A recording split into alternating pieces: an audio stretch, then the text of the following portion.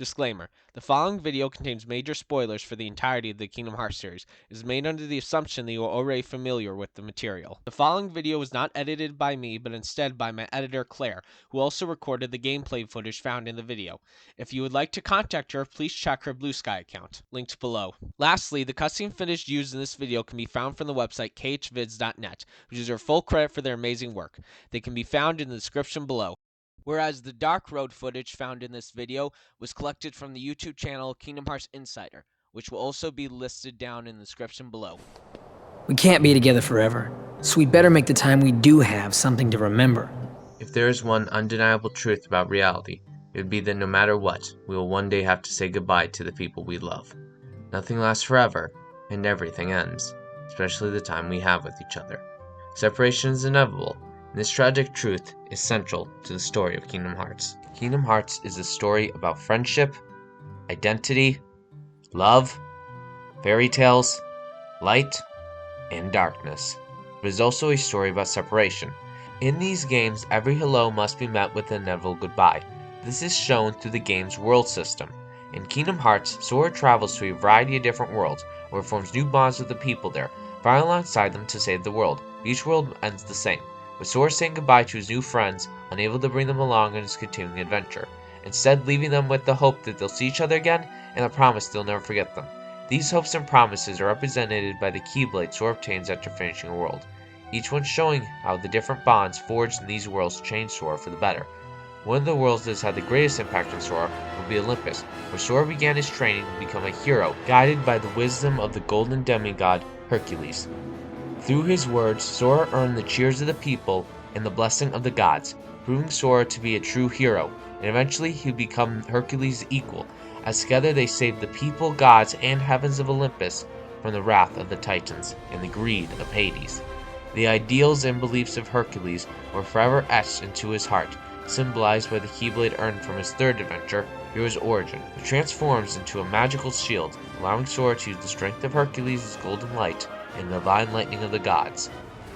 Another world that has played an important role in shaping Sora's heart would be the Caribbeans.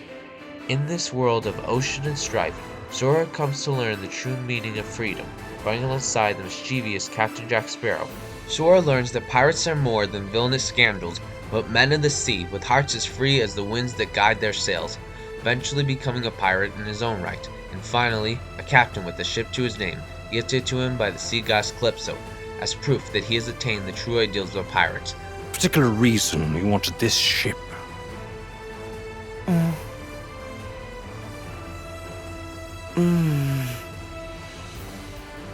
Yeah!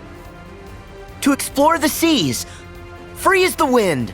Finally, the world ends with Sora fighting alongside the pirate court to secure freedom for all that travel the Blue Sea, ultimately defeating the ghoulish Davy Jones, who betrayed everything the pirates stand for by imprisoning his heart to his own hatred and bitterness.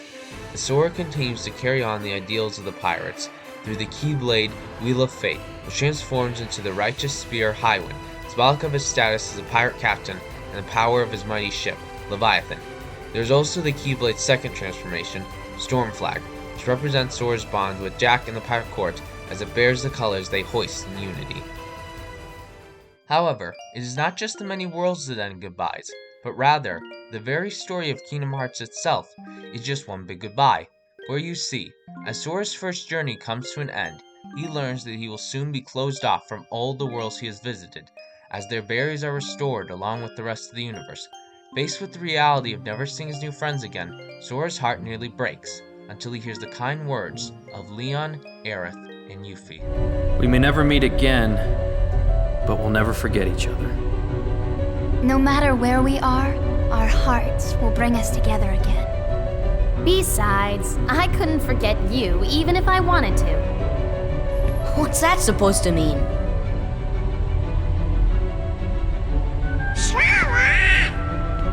Hurry! Come and close the keyhole!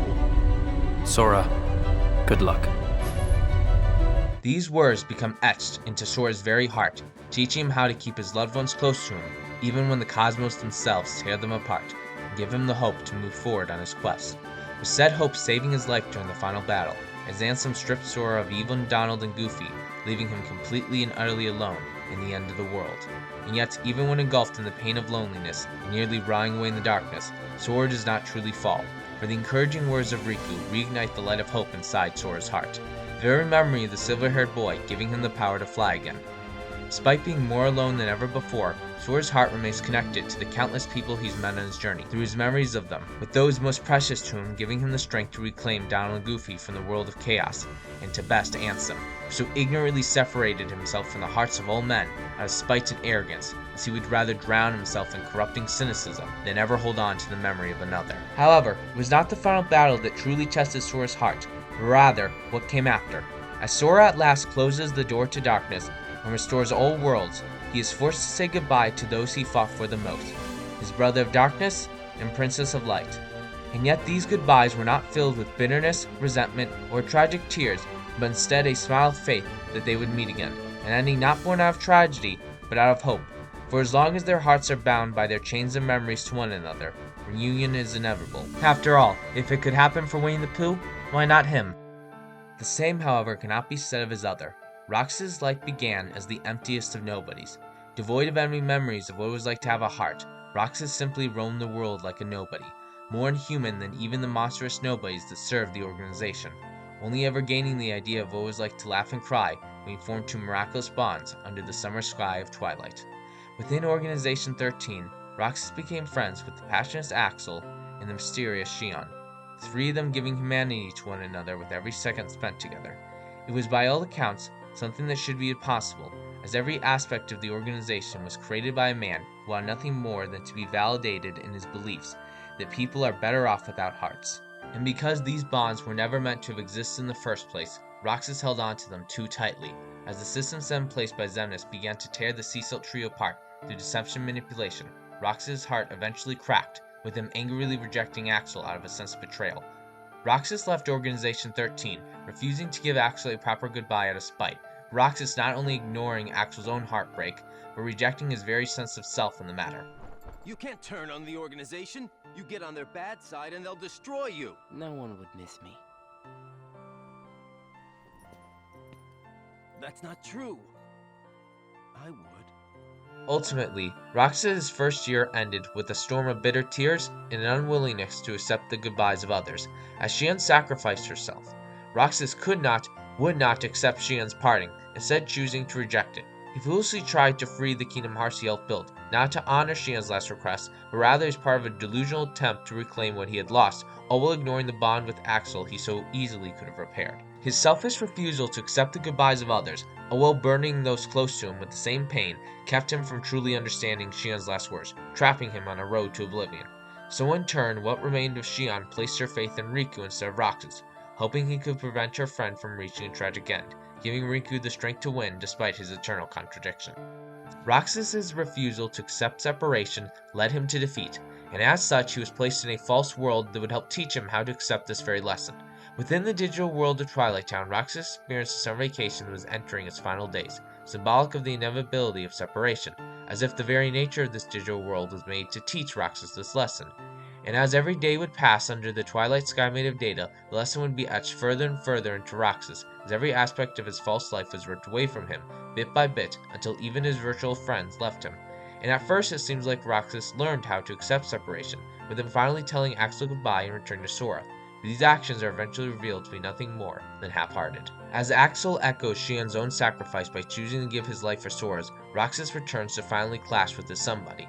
Unable to accept the sacrifices of his friends made for Sora's sake, or how his other managed to keep moving forward despite his own losses, Roxas unleashes all of his fury on Sora like a mad samurai, asking why Sora is always the one chosen over himself, only for the answer to stare him right in the face as he sees Sora's Station of Awakening in all its full glory. The stained glass window bearing the faces of Sora's closest friends, showing how he keeps them close to his heart even when they're separated by the winds of fate. The lessons Roxas failed to understand made all the more apparent when Sora finally strikes Roxas down by summoning his Keyblade back after being taken away from him. The gesture symbolic of Sora's belief that as long as he remains connected to his friends, he will someday see them again, a belief Roxas couldn't process in his immaturity until now. By finally meeting Sora, their hearts were at last able to reach one another, not just as a somebody and his nobody, but as brothers who gave each other strength. Having finally learned how to say goodbye from Sora, Roxas talks to Axel one more time, giving him the heartfelt goodbye he failed to give him back in the day to Twilight Town. And at long last, face his separation with a smile of faith, the Sora will reunite him with his loved ones. You make a good other. Xehanort, on the other hand, rejects everything. Faced with the death of his friends at such a young age, Xehanort's heart could not believe in the idea of reunion. With his heart already tainted by the darkness of others, including his future self, he could only see the world for its worst aspects. Darkness was the heart's true nature in his eyes, meaning ruin was the only thing inevitable to him in this world. So if reunion was not possible, then Xehanort would reject all. He refused to keep his fallen classmates close to his heart, choosing instead the power of being alone, as if to erase the pain their memories brought him. He made no effort to form new bonds, even with Ventus, who he dreamed of befriending since childhood, and even went as far as to sever the only remaining bond he had left by killing Ericus. All these desperate attempts to escape the pain of separation would lead to the creation of the true Organization 13, a group made entirely of Xehanort's other selves, yet not a single one of them truly shared Xehanort's ideals. Because Xehanort never truly tried to connect with his copies, they saw no real reason to remain loyal to him. Instead, they grew beyond him, prioritized their own desires over Xehanort, or betrayed the old man outright. Xehanort was surrounded by others, yet he was more alone than ever before. It was only natural that as Xehanort would continue to reject everything and everyone, that he would become a force of separation itself. Xehanort is, always, in some shape or form, the one responsible for the tragedies that tear Sora and his friends apart. It was his plotting that drove the Wayfinder trio apart, and damned them to the cruel fates he wrote. Through his Heartless, the Destiny Island trio was torn apart in a storm of darkness. Through his Nobody, the Sea Salt trio was pushed apart by empty words, making it inevitable that he would come into conflict with Sora, who proved Xehanort to be completely and utterly wrong. Sora not only accepts separation, but the pain that comes with it, as he walks forward with a reminder of that certainty on every journey in the form of his bond with Donald and Goofy. Sora, Donald, and Goofy are arguably the most important trio in all of Kingdom Hearts, with them being the focus in every numbered KH game, yet their bond is, by its nature, destined to end. These three musketeers joined forces to answer the call to adventure, and like all heroes, they must go back home when the adventure ends. But Sora's home is not the same as Donald and Goofy's, so no matter how long their adventures last, it will end in goodbyes. Yet despite this knowledge, the married band of brothers never waver in their path of smiles. They choose to move forward and enjoy the time they have with each other while it lasts, so that when they do finally say goodbye, their hearts will remain connected. Doing what Xehanort could never do, while trapped in his own cynicism, Sora kept the pain of separation close to his heart forevermore. Thus, he was able to become a force of reunion.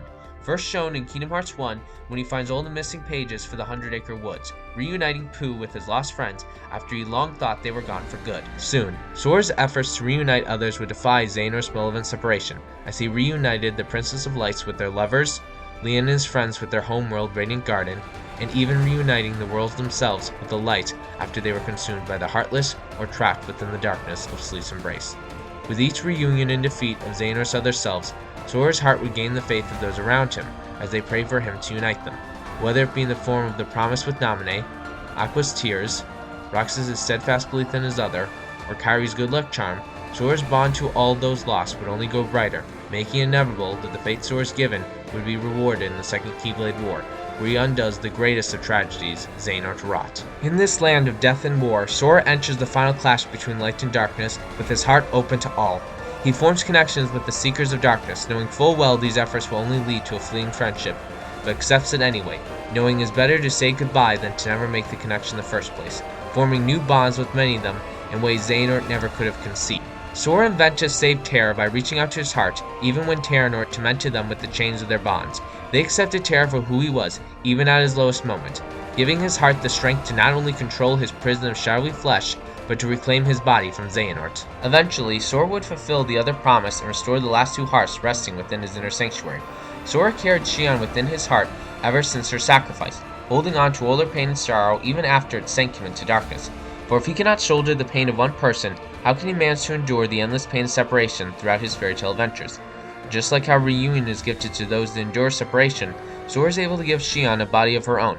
By facing a replica on the battlefield and accepting all her blows, rather than striking her down, Sora is able to merge Xion's heart with a new body, giving her a second chance at life only because he chose to bear her pain alongside her, even if he only met her once in a dream. And by bringing Xion back, Sora is able to bring Roxas back as a complete person, for it's through the efforts of everyone who touched Roxas' heart that he is able to return. From the three closest to him in Sora, Xion, and Axel, who created the spark to light his way back, To those his heart touched briefly, Xehanort pensed no lent, who used Roxas' data from the digital Twilight Town to help restore him, and finally those who Roxas crossed blades with in the form of Cyax, who provided Roxas with the replica that would serve as his new vessel. All these bonds worked in tandem to bring Roxas back because they missed him, their hearts growing fonder for the boy after their time apart grew longer and longer.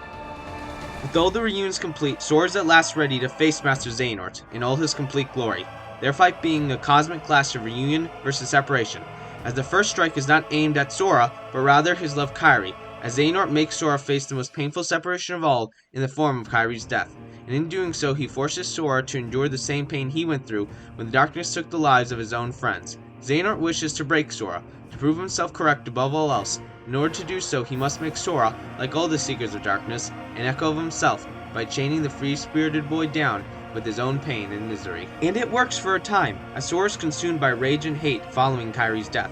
With his heart closed off to all others, Sora attempts to strike Xehanort down, mirroring Xehanort himself when he struck down the possessed Baldur.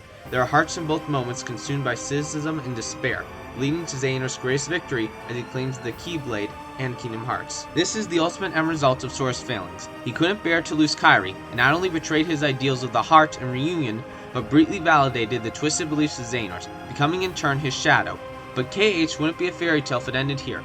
Donald and Goofy returned to Sora in his darkest hour, reminding him of his true ideal, of the promise to never stop smiling, to accept separation, and embrace reunion. Together, the Half-Pint Trio stands again to challenge Xehanort one last time, bringing the old ghost hypocrisy to the surface. They trap Xehanort within the world of his heart, Scala et Kylum, revealing that despite Xehanort's efforts, he cannot truly forsake his past. Those happy times he spent as a boy with his friends were still etched into his heart. And as the fight progresses further and further, Xehanort seeks deeper into his own hypocrisy, as he relies on the power of connections to summon forth the Keyblade in Kingdom Hearts once again. By using the power he once rejected, Xehanort reveals that deep down he desires the reunion Sora promises, that in his heart of hearts, all Xehanort truly wants is to see his friends again, meaning that he is incapable of striking Sora down even with his newly achieved godhood, ultimately allowing Sora, Donald, and Goofy to defeat Xehanort once and for all, through the greatest manifestation of everything they believe in and everything they are, Trinity. The power of reunion born from the faith and love one puts into their connections once they accept the inevitability of separation is more powerful than anything in Kingdom Hearts. For it is the very thesis of the series and the core of Sora's character, which is why at the end of Kingdom Hearts 3, when Sora must disappear from reality itself as punishment for bringing Kairi back from the dead, he doesn't spend his final moments crying, but rather spending the time he has left with the woman he loves and the friend he cherishes above all else, enjoying every fleeting second and smiling at the end because he knows that he will see them again. Thank you for watching my video. If you enjoyed it, please hit the like button and leave a comment. Your feedback is always welcome. If you'd like to see more of my content, please check out my channel, which is filled with all sorts of video essays and podcast videos. And if you'd like to see updates for my future content, please hit that subscribe button. And have a lovely day.